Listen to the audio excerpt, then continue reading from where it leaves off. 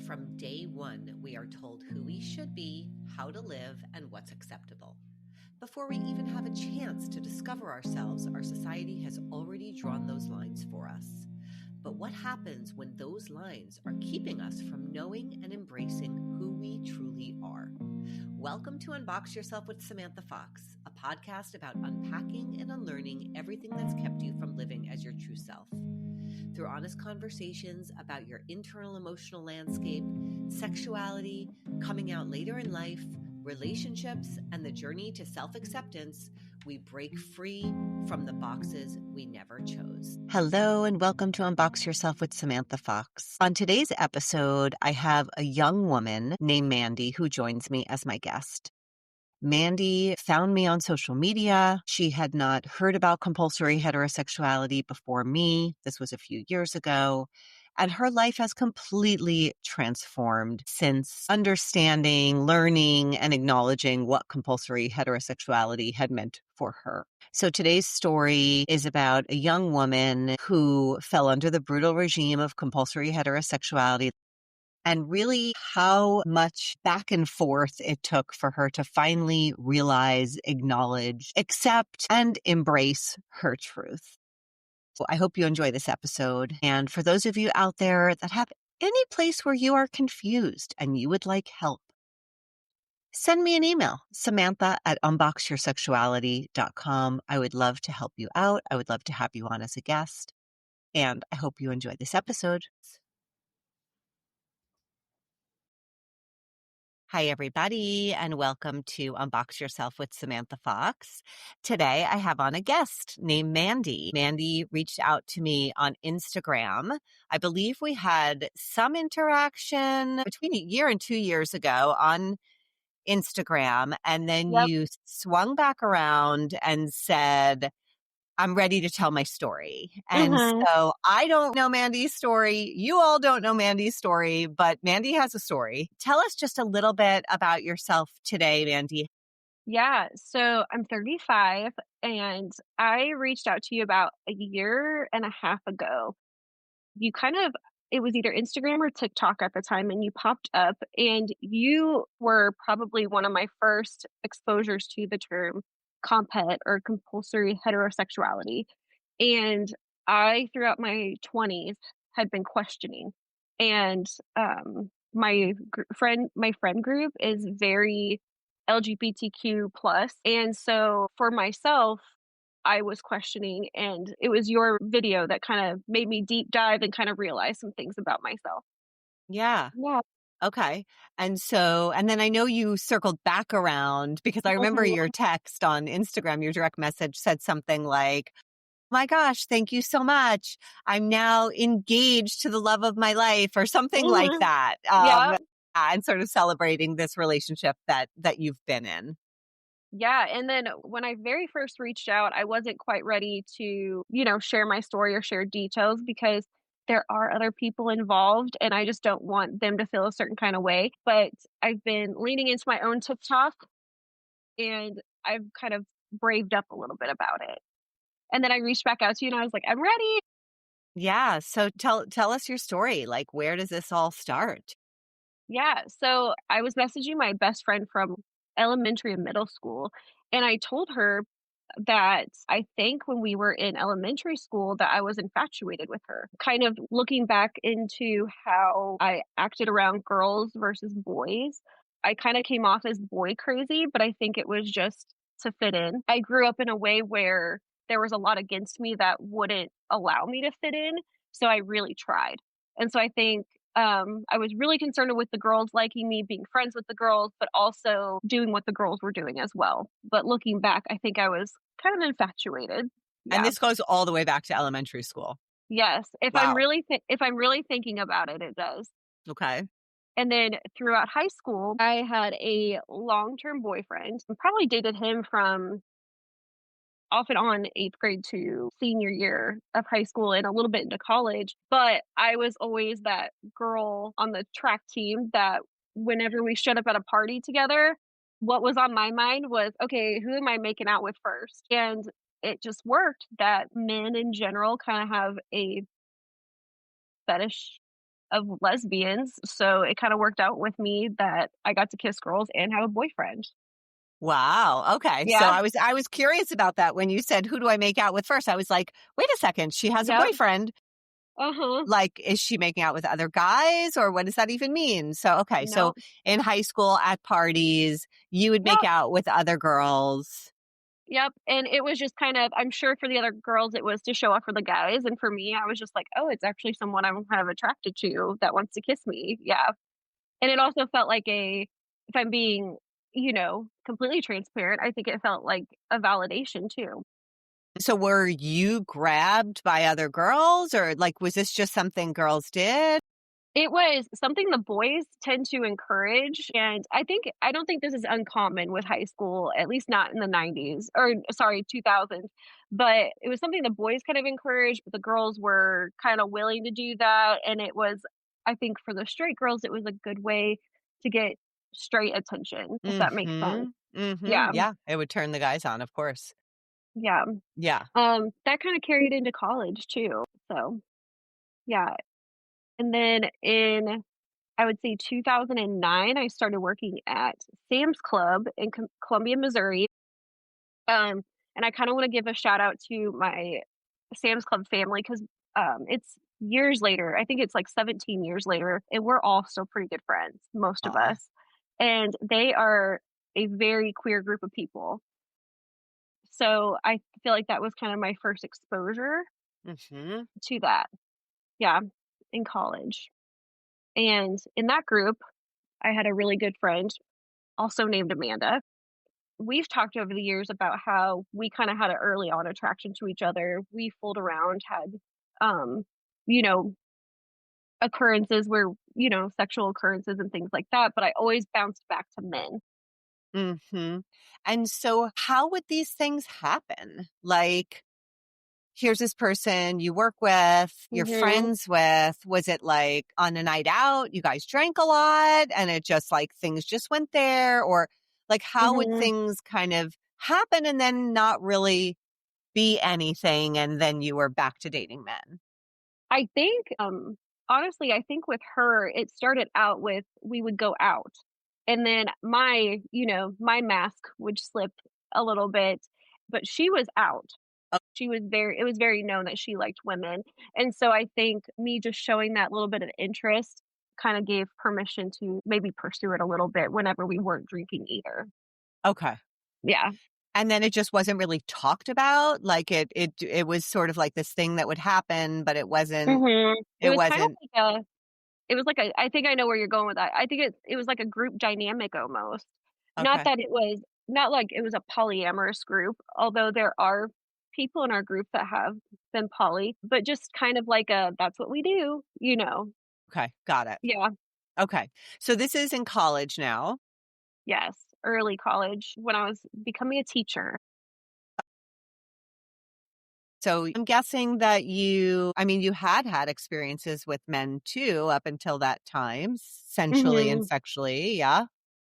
Yes, and I feel like if I really am honest with myself, I feel like getting with men, it did happen usually around alcohol, and then I would date, and then when that dazzle wore off, I would find myself in long-term relationships that were pretty much, like, sexless. I just had no interest, I was kinda grossed out, not to body shame or anything, but I'm realizing now that that is probably just not something I was ever really attracted to. Mhm. Yeah. Yeah. I mean, probably because you're gay. Yeah, so and yeah, sorry to all the men that I dated for long amounts of time and didn't know. I feel like everyone knew though that I had had experiences with women, Mhm. but I the each of the guys that I had been with for a longer amount of time, there were 3 and they all made a comment that they kinda like turned me or that they swayed me like the right way or something, and that always didn't sit well with me, but Toward them, meaning like, yeah, like okay, they knew I away was from women. yeah, they knew I was interested in both, and they all made a comment at some point in our relationship about it. Yeah. Okay. Okay. So they didn't feel particularly threatened by your No. relationships with It women. Okay. no, I think they looked at it as, like, a potential, like perk of the relationship, Yeah. although I never went down that avenue. Yeah. Um, yeah. It's every man's dream. Yeah. I mean, women are beautiful, we're great, so why Yes, not? exactly. But, um, yeah, my ex-husband, I remember at the end when I was asking for a divorce, I just told him, I was like, I kinda had a list of, a list of reasons why I didn't wanna be with him, and one of them was, like, I'm really interested in women and I can't stop thinking about them. Yeah. And was that a contentious separation or it was It was a amicable or it was pretty amicable, very hard okay. feelings on his part, and understandably, his parents, are still together. He doesn't have divorce in his family, Okay. and so I think he was just disappointed. Yeah. Yeah, Valid, yes. yeah, so So and then what was happening at that point where you realized that you needed to exit your marriage? Like what was it that mhm. told you, okay, I really need to get out of this? Yeah, this is also where I'm going to kinda out myself a little bit. At the time, it was a big secret, um, but I had towards the end of my relationship, we went through the thing where I asked for therapy, and he kind of said, like, "No, if we need therapy, it's already over." And I very wrong on my part and not something that I would ever do again, but I, started flirting with another man and kind of trying to seek it out somewhere a little bit. And he found out. We never went into details about the whole situation, but I think that kind of solidified it as well. Mhm. And when you say to seek it out, like just seeking it out, what do you think you were seeking out specifically? I think there was something missing, and if I'm looking back on it, and at the time I was just trying to figure out what I needed to fill that, whether it was a different relationship, someone more exciting. Yeah. And Yeah. at the time, even though I had a solid group of friends who were in that community, I didn't have any, like, strong real life examples of lesbian relationships, like, with marriage and things like that, just in my general life and what I was seeing day to day. So Mhm. I don't think it crossed my mind too much. Interesting. Yeah, like, I was interested in women, but I hadn't thought, like, long term. Yeah. Which I think is also related to, in some way, some misogyny, which is Mhm. like women are good as like sexual tools and like they're good to have fun with, but not to partner with. So maybe some internalized misogyny at the time or something I hadn't Internalized even misogyny. yeah, something that hadn't even really crossed my mind. Yeah. But the interesting part is each time I broke up with a long-term male partner, I always went back to my friend in the group that I said I talked to. We always, like, debunked, and I always kind of bounced back to dating a woman for a couple weeks or a month or yeah. So it was kinda interesting how I would bounce back and forth. After my ex-husband, I did have a slightly longer relationship with a man, that I just don't looking back, I'm like, "What the heck was I doing?" Beforehand, I dated a woman for a few months. It didn't work out. She wasn't out, and I was very dedicated to my own journey of being out. I have a group of friends that are very accepting. My mom was kinda like, "Well, it's about time." So, it was easy for me to just come out, and I didn't want a partner that was not. Yeah. Super valid. I hear that very, very often. Yeah. Yeah. Well, I feel like I've done a lot of talking, but that was kinda like my journey. Looking back, I'm like, "What was I doing?" Now that I'm here, I'm engaged to the love of my life, I'm so excited for our future, and I can't imagine it any other way. I'm like, "What was I doing?" It's just such a weird feeling. Yeah. So tell me, so you were in this short relationship with a woman Mhm. after the man, and then you met your fiance. Yeah. Yep, started on dating apps. I had never done that before, Mhm. and I met her on Her. Okay.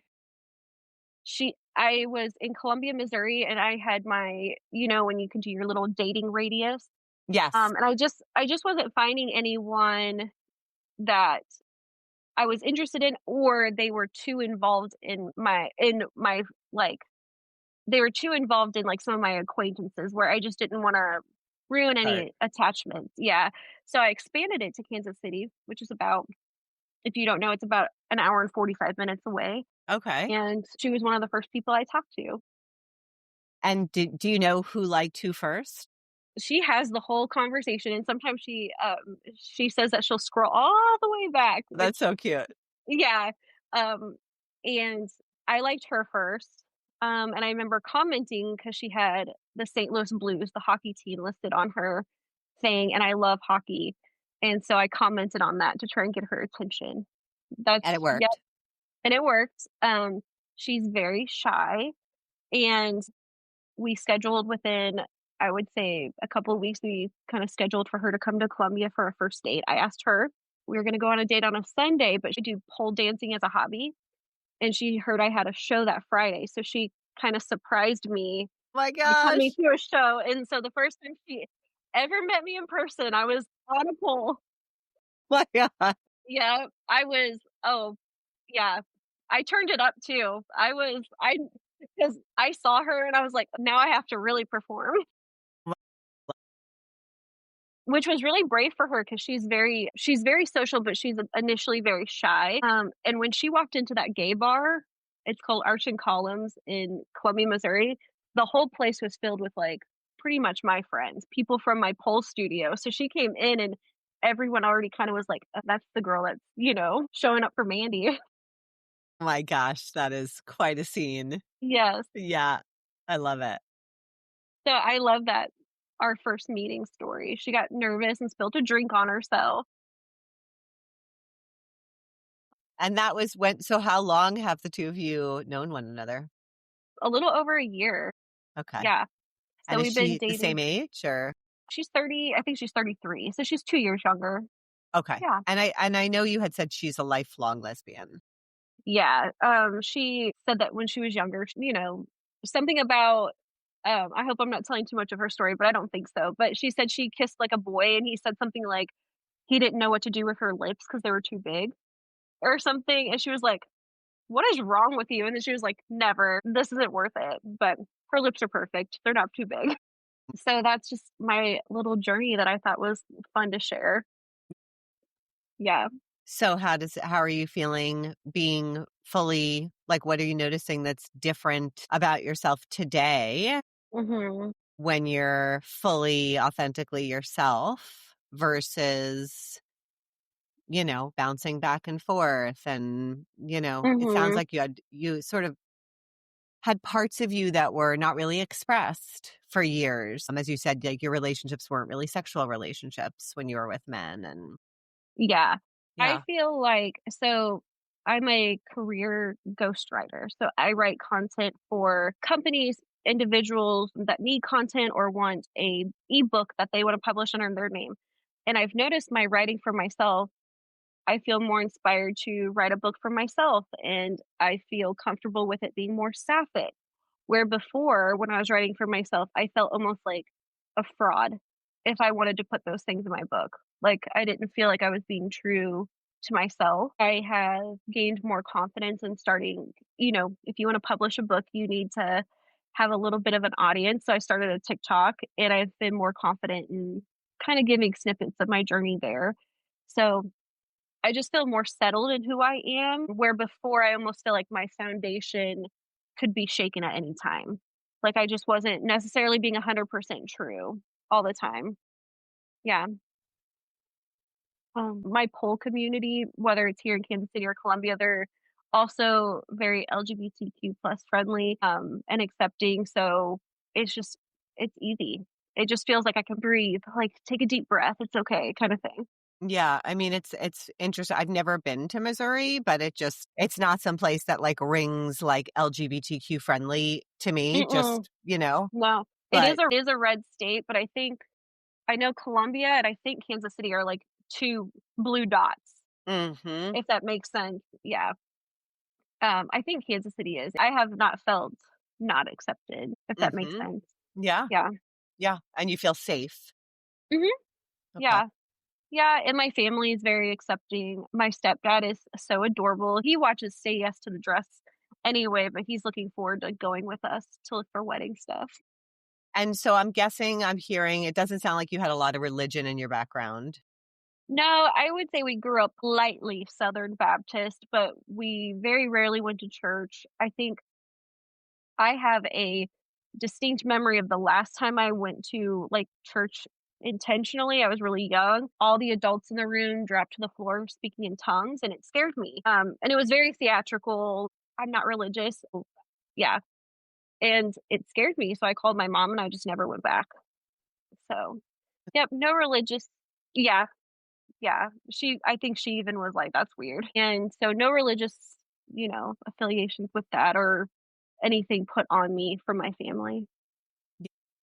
Yeah. So you had shared that you had a certain way of thinking about lesbians when you were Yeah. younger that you felt like maybe kept you from being Mhm. able to pursue a relationship Yeah. or yeah.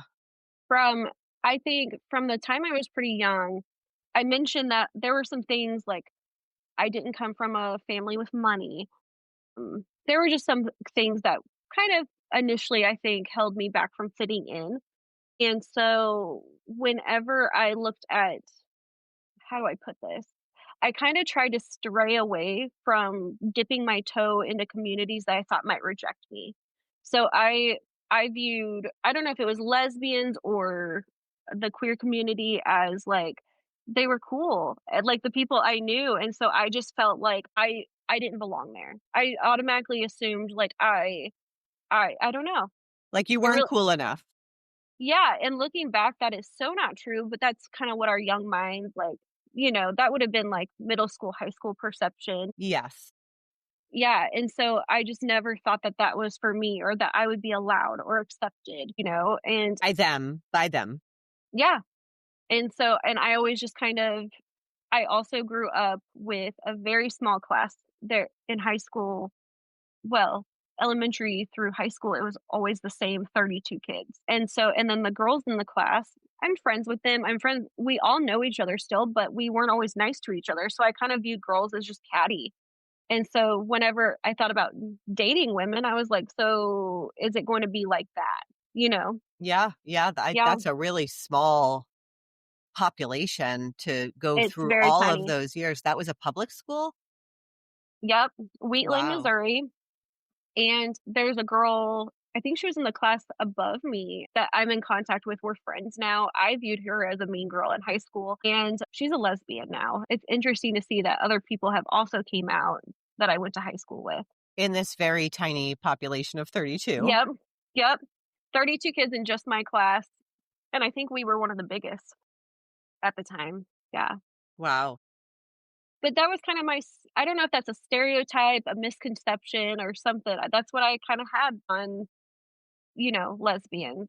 I just thought that I just wouldn't be accepted.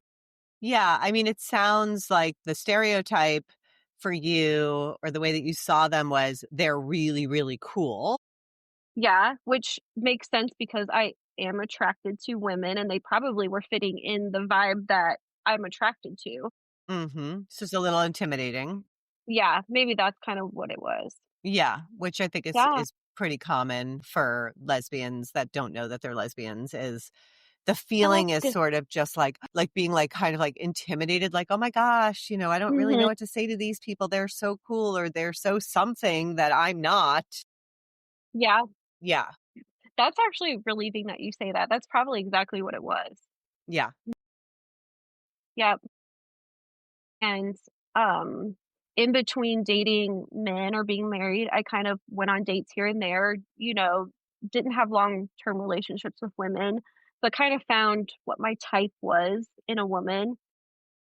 But yeah, I think the fact that I was married to a man, told him that I was interested in women, and then ended up still dating a guy for a little while after that, or for a while, I think that's what kind of my fiance, when we got together, she's like, "So you divorced somebody wanting to be with women, but you went back to a man."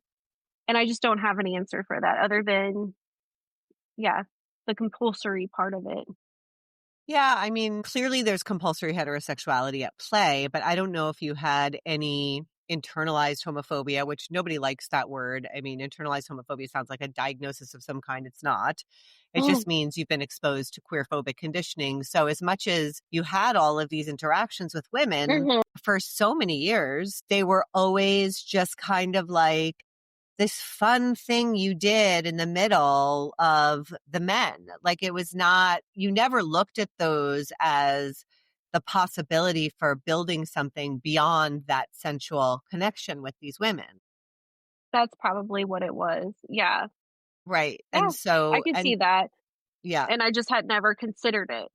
yeah. And so, even though you were attracted to women and that's why you left your marriage, I Mhm, think that there's like another level of accepting that you're now going to pursue a partnership with a woman that is sort of another layer or level of mhm, integration beyond just, yeah, I'm attracted to women. yeah, It's not like I'm just attracted to women. It's like I want to have a partner in a woman. That's yeah, like a leap over. yes, and I do think too, if I and this kinda came to me while you were talking, I started pole dancing as well. That community does have great examples for me of lesbian couples that, um, have relationships, aren't just hookups, that aren't just temporary. Women that have been together for since they were in high school and, they're in their 30s, and I think that kinda opened my eyes as well, like, I could have that. I want that. So, that actually just came to me while you were talking. I was like, "I wonder if that's kind of what happened a little bit too." Hmm.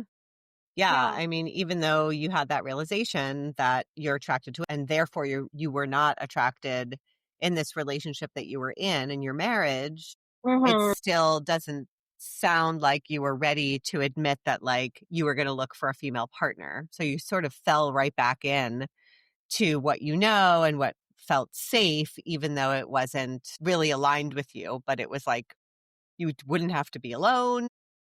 mhm. Yeah, wouldn't have to be alone, could still hit the milestones of getting married. I never really wanted children, but, but yeah, hitting those milestones that my other friends were hitting as well, probably. But Hmm. yeah, I wanted to know if your ex-husband had repartnered. so he kept me on Facebook up until a couple of years ago, and we got on decent terms. And I don't know if he's remarried, but whenever he did end up having a little girl, and she's beautiful, and I'm happy for him. Uh, and he did, when she was born, remove me from Facebook. So, and I noticed too that his current partner, I'm blocked on that. So I understand. I'm the pole dancing ex, probably, and I post on social media my pole dancing stuff. So I'm wondering if something like that kind of popped up and it was just like, hey, go ahead and take her off. Mhm. But yes, I did see, I don't know if they're married, but yeah, he had a little girl, and I think he'd be a great dad, so that makes me happy for him Yeah, he on got that. something out of it too. He got something out of you leaving to be Yes. authentically who you are, right? I'm really happy for that part, that it makes me feel, I did feel guilt for leaving him during a time when I was very confused about myself, Mhm. um, and it almost makes me feel less guilty knowing kinda what you said, that he got his happiness out of it, Yeah, for sure. which, I mean, a lot of the times that is the case, and in my Mhm. situation, that is the case. I know with my ex that he found somebody within a couple of years, and Cool. they've been married for, I don't know, it's almost like 20 years now that they've been married, and, That's cool. yeah, and, he's much better off with her than he was with me. They deserve someone that's attracted to them and that wants, Exactly. yeah, they deserve that fulfilled life as well. Are you still in contact with him? We have 3 kids, so we're in Yeah. contact for the things that we have to be in contact for, which is really just celebrations and, like, end of life events at this point. So, Yeah. our kids getting married or, our parents dying, things like that, but other than that, no. Okay, yeah. Yeah. I like hearing whenever it just feels comforting to know that someone also was married to a man and, you know, yeah. Oh, I I've got a lot of those women in my community that have taken this route older than you. mhm. I was 32, you were 28 when you got separated? I think so, 27 or 28 Yeah. in there. And Yeah. then till you actually left that other relationship? I was, like, in my 20s as well. Still in your 20s, okay. Yeah. Yeah, so I mean, it's coming out late, it's like coming out after compulsory heterosexuality kind of, Mhm. and I work a lot with women that come out in their 40s and 50s and 60s. And so that's a whole different, that's like 30 years of marriage, and Very that's entwined lives. very entwined lives, Yeah. and really having been partners for that many years. So it's hard to kind of leave Mhm. the other person. And then there's this worry of like, what if I never meet anybody? What if I never find a partner? Maybe it's better to just stay because I have a partner. Yeah. And some couples can do that and also open up the relationship and be ethically non-monogamous. Yeah. So that I've seen that actually works for some people. Mm. And I've also watched women just go through this whole process and get separated and divorced. And, at the end of the day, I really think men, I mean, almost always they have a way of finding another woman. Like there are Mhm. enough women to cover all the men that are left by their gay women. Yes, there's someone out there. There Yeah. is someone out there, like, don't worry Yeah. about him. He is going to be okay because there is going Yep. to be a woman who wants him, you Yep. know? Yeah. Yeah. Yeah. As much as because I do remember when I was leaving my ex, one of his worries was, "Who's gonna want me?" And I remember telling him, like, giving him compliments, and it just makes me happy he found someone. Yeah, Yeah. it's a really good feeling. I really prayed for that. I mean, I went through a horrific divorce and separation, but I still prayed for that. I really set like Yeah. intentions every day for him to find a really good partner for him. Within 2 years he did. So, it's very doable. Um, And if you don't mind sharing, was she your kid's new stepmom? Was she kind to the kids? Is she good? Great. yes. That's always Very, really true. very much wanted to be a parent, very much, took on that role. Mhm. So, Yeah.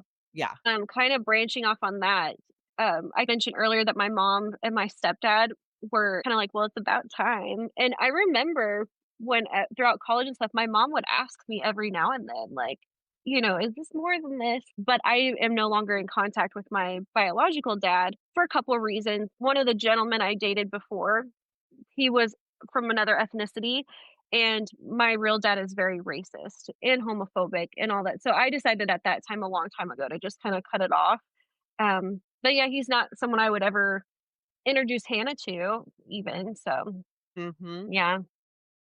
And so your stepdad is somebody that came into your life pretty early? Yeah, I believe it was late elementary school or early middle school. Okay. Yeah, Yeah. yeah. Yeah. So I mean, these are such impactful relationships that had you not had this amazing stepdad and had you grown up in a house with your biological father, Yeah, you might have had a different journey.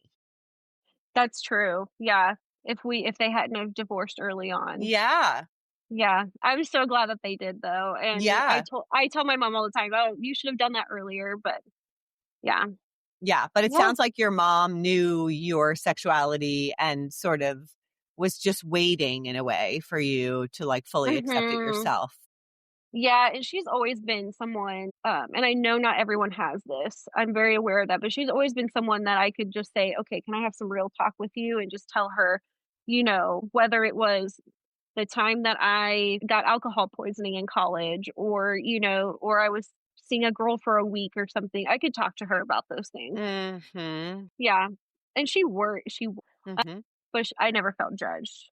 Mhm. So, I'm very thankful for that. Yeah. Yeah. Yeah, that's lucky for sure. Mhm. So is Yeah. there anything that you feel, Mandy, like at this point you've been on this journey, you've come fully into yourself, you're engaged, Mhm. And is there anything that you feel kind of stuck around or that you'd like to be able to just have more understanding of? And we kinda touched on this before. I wanna know why I can remember I have such clear memories of any interaction I had with women, but whenever it comes to dating men, like, you can probably tell, it's hard for me to exactly nail down, like, even timelines sometimes, like, when things started and stopped. I almost feel like I don't know if I wanna call it dissociation because I do have memories, but I don't know why that is. And even my last relationship with a man, I'm kinda like it almost feels like a fever dream, if that makes sense. So I Hmm. didn't know that is something I kind of wonder about, like, what was going Hmm. on there? Yeah. Yeah. Yeah. Like, did I traumatize myself? I mean, it certainly sounds like you were caught in what you thought was sort of the only option, even though you were surrounded by the LGBTQ community and you saw, the option to be gay, but you said it wasn't really until the pole dancing that you saw there's like real relationships happening here. And so it sounds like Mhm. all those years you were really in this place where relationship wise, like if you're going to be in a relationship with somebody, it has to be a man. Yeah, and maybe even though those weren't when you say it out loud, it sounds like, "Oh, I should have been able to conclude that's not real," but if it's like a hidden thought in your head, maybe. Well, I think Yeah. also just compulsory heterosexuality is really very strong, Yeah, the message is really very strong. And so, that's you true. had, yeah. So, and then you remember, and then I kissed this girl, and then I had this week with this girl, and then, and those things Yeah, you remember, right? yeah, Because those are attached to your authentic self.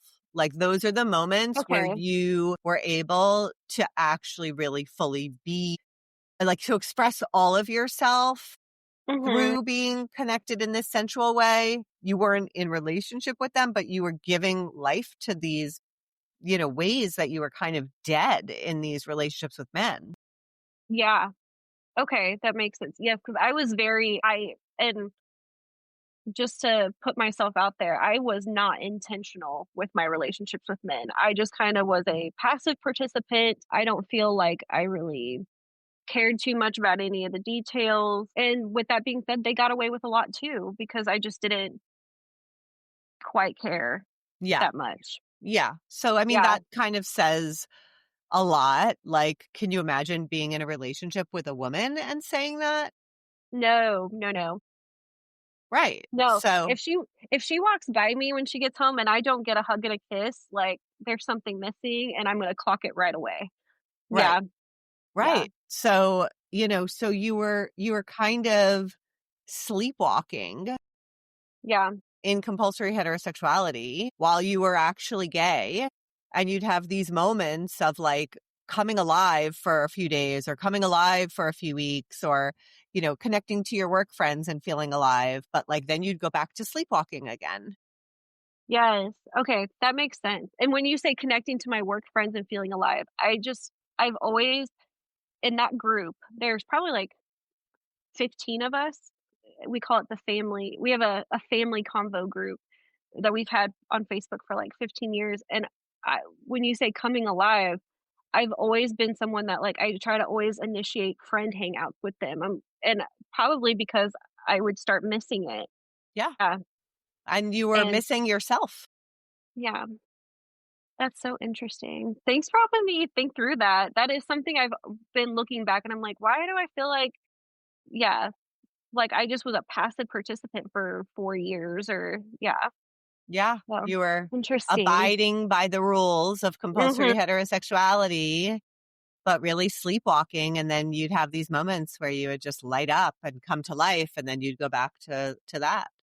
Yeah, yeah, and now I just feel so excited about my writing. I've been writing a book. I'm on chapter 3, and it's a Amazing. yeah, it's sapphic, it's smutty, and I love it, and I'm so excited to share it. Is it I've fiction? Is it a fiction novel or? yes, yeah, it's a yeah, and it's like a dark kind of fantasy, but more of the realistic side of fantasy. So I think it'll be interesting and fun to share, and it's just so much easier to write this because it feels like it's me. Yes. And I have written so many books, nonfiction and fiction books, for people, sold it to them and they put their name on it and they sell it on Amazon and things like that. And I'm just like, I know how to do this. Why can't I do it for myself? So I'm excited. Yeah, Yeah. that's amazing. Really fully stepping into yourself. Yeah. Yeah. So where can people find you if they want to, find out about your book when you release it? Yeah. On TikTok, Instagram, everything. It's just Mandy Aspey. Okay. Mandy Aspey. And yeah, so I'm really excited. And thank you so much for having me and letting me talk to you about this. I follow you. I think you see me tag you and like your stuff all the time, Yes. where I'm like, yes, she said something that really makes sense. Well, I'm so glad. I'm so glad that you found me when you did. And thank you for coming on and for sharing your personal story and being vulnerable with my audience. Yeah. Yes, it's been a delight. And thank you so much for giving me the chance to and letting me circle back a year later, too. You're so welcome. Thanks so much for being here, Mandy. Thank you. Thank you for spending this time with me on Unbox Yourself with Samantha Fox. If this episode resonated with you, share it with someone who needs to hear it. Don't forget to like, subscribe, and leave a review. It helps more folks find these conversations. If you're ready to unbox from something that's keeping you stuck, I would love to support you. You can find the application to the show at unboxyoursexuality.com. Let's stay connected. Find me on Instagram, TikTok, and YouTube at Lesbian Curiosity Coach. Give me a follow and join the conversation. Remember, we only have this one time through. Why not unbox yourself and let your true self shine in all its beautiful glory?